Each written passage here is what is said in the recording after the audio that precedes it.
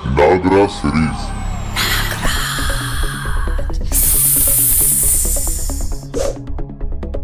खूनी जंग। लेकिन जब चाकू बाहर आया सब भौंचक्के रह गए। ना तो वहां घाव था और ना ही खून है। ओह, इसका चाकू तो जहर से बुझा है। ये तो धोखेबाजी है और धोखेबाजों को सबक सिखाना नागराज को खूब आता है। नागराज ने अपना दूसरा हाथ प्रचंड वेग से घुमाया तो सोलो के पांव तक जमीन से उखड़ गए और दो दांत भी पेट में पहुंच गए। नागराज ने हैरान और आहत सोलो को बाल पकड़कर उठाया और एक ही घूसे में उसे रिंग की फेंसिंग पर पलट दिया। नागराज ने उसके दोनों पांव पकड़कर उसे अंदर खींचा और उसके शरीर को तेजी से चारों ओर घुमाने लगा और फिर उसके शरीर को दर्शकों की तरफ उछाल दिया। सोलो बहुत से दर्शकों को अपने साथ ले डूबा। विजयी नागराज को लोगों ने कंधों पर उठा लिया और नाचने लगे। बाद में डिसिल्वा नागराज से मिलने पहुंचा।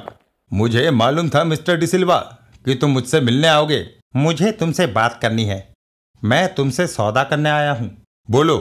तुम मेरे लिए लड़ोगे? तुम्हें मोटा वेतन मिलेगा। मैं किसी की नौकरी नहीं करता मिस्टर डिसिल्वा, लेकिन तुम्हारे कॉन्ट्रैक्ट की कुछ फाइट लड़ सकता हूं। कोई पैसा भी नहीं लूंगा। शर्त एक ही होगी। वह क्या? सीमेन। तुम सीमेन के पार्टनर रह चुके हो। मुझे उसके अड्डे पर ले चलना होगा। तुम उसे जानते हो? नागराज के मुंह से सीमेन का नाम सुनकर वह हैरान रह गया। बहुत अच्छी तरह। यूरोप का सबसे बड़ा गैंगस्टर है वो। पूरे मोंटे कार्लो पर राज करता है और भी बहुत कुछ। नहीं, मैं तुम्हें उससे नहीं मिलवा सकता क्योंकि मैं अभी मरना नहीं चाहता। तुम्हें उसकी असली ताकत का अंदाजा नहीं है नागराज। तो ठीक है, मोंटे कार्लो में अब तुम्हारा नहीं कैफी का धंधा चलेगा और इसके साथ ही सारी दुनिया को यह भी मालूम हो जाएगा कि तुम्हारे पहलवान जहरीले चाकू इस्तेमाल करते हैं। क्या? तुम्हें कैसे मालूम? नागराज पर वैसे घटिया जहर असर नहीं करते डिसिल्वा। बहुत देर सोचने के बाद डिसिल्वा बोला, ठीक है नागराज, मैं तुम्हें उसके अड्डे तक पहुंचाऊंगा, लेकिन मैं खुद सामने नहीं आऊंगा। ठीक है। रात को नागराज जब टीना से मिला, टीना, मैं कल सुबह ही डिसिल्वा के साथ मोंटे कार्लो जा रहा हूं। वहां रहोगे कहाँ? होटल लाबेला में बुकिंग हुई है, रूम नंबर 313। अपना ख्याल रखना नागराज। अगले दिन नागराज ने टीना से विदा ली। बाय नागराज। बाय टीना। और डिसिल्वा के साथ मोंटे कार्लो के लिए विमान पर सवार हो गया। लीजिए सर, आपके लिए दूध। धन्यवाद। शीघ्र ही विमान मोंटे कार्लो के एयरपोर्ट पर उतरा। नागराज और डिसिल्वा होटल जाने के लिए एक टैक्सी पर सवार हो गए। नागराज, आगे जो कार जा रही है यहाँ के एक मिनिस्टर की है। अभी डिसिल्वा ने अपने शब्द पूरे भी नहीं किए थे कि आगे वाला काफिला एक भयानक विस्फोट में उड़ गया।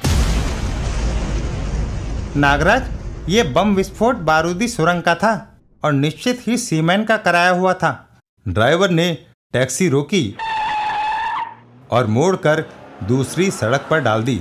हाँ, मुझे पता लगा है कि वह बारूदी सुरंगों का विशेषज्ञ है और आतंकवादियों को इसकी ट्रेनिंग देता है। कुछ ही देर बाद टैक्सी होटल लाबेला के बाहर रुकी। तुम तो उसके बारे में बहुत कुछ जानते हो। हाँ। नागराज, तुम अंदर चलो, मैं तुमसे कल मिलूंगा। ठीक है। नागराज से विदा लेकर डिसिल्वा एक और बढ़ गया।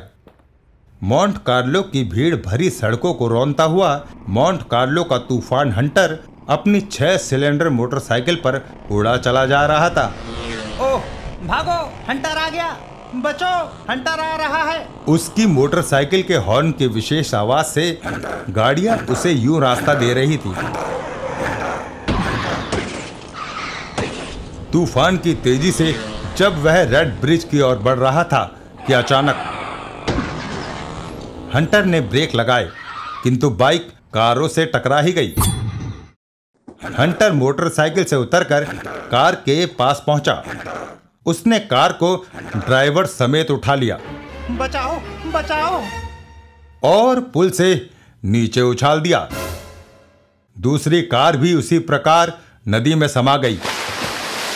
मच्छर हंटर के रास्ते में जाने कहां से आ जाते हैं। तत्पश्चात हंटर ने मोटरसाइकिल उठाई और सवार होकर आगे बढ़ चला। इधर होटल लाबेला में नागराज कॉफी शॉप में बैठा दूध पी रहा था। तभी बुरे वक्त ने होटल को आ घेरा और हंटर होटल के शीशे तोड़ता हुआ अंदर घुस गया। बता, नागराज कहाँ है?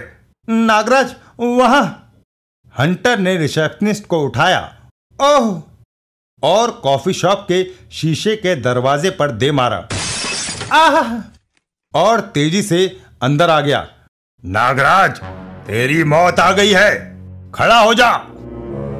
किसी को खड़ा न होते देख हंटर क्रोधवश चिंघाड़ा। मैं पूछता हूं कौन है नागराज? जल्दी सामने आ जाए, वरना सबको मौत के घाट उतार दूंगा। सबको चुप देखकर वह आगे बढ़ा।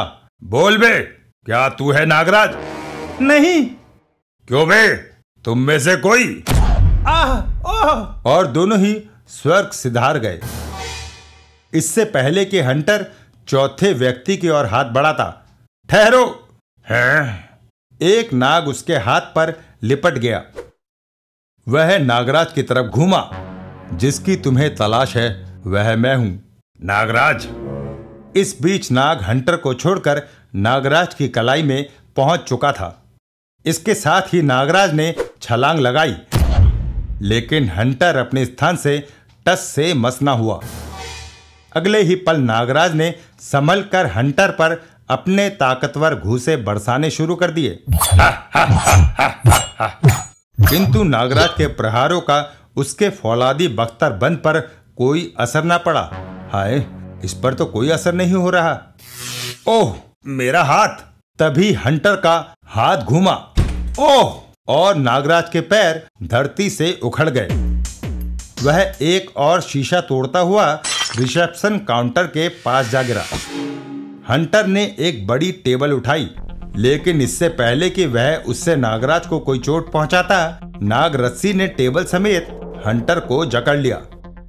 हंटर ने अपनी शक्ति का हल्का सा प्रदर्शन किया, जिसके कारण नागों की पकड़ एक दूसरे के शरीर से छूटने लगी और अगले ही पल वह नागराज के अविजित नागों की पकड़ से आजाद था। ओह, मेरे नाग असफल रहे।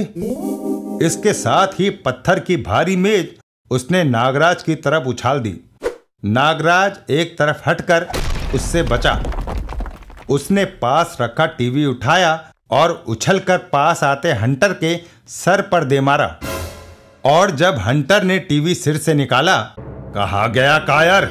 नागराज वहां कहीं न था। क्या नागराज हंटर से डरकर भाग गया? सीमैन कौन था? क्या नागराज और सीमैन का टकराव हो सका? नागराज को हवाई जहाज से मौत के मुंह में गिराने वाला कौन था? नागराज एवं उसके नागों के हर पृष्ठ पर मनोरंजन करने वाले कारनामों के लिए पढ़ें प्रलयंकारी नागराज।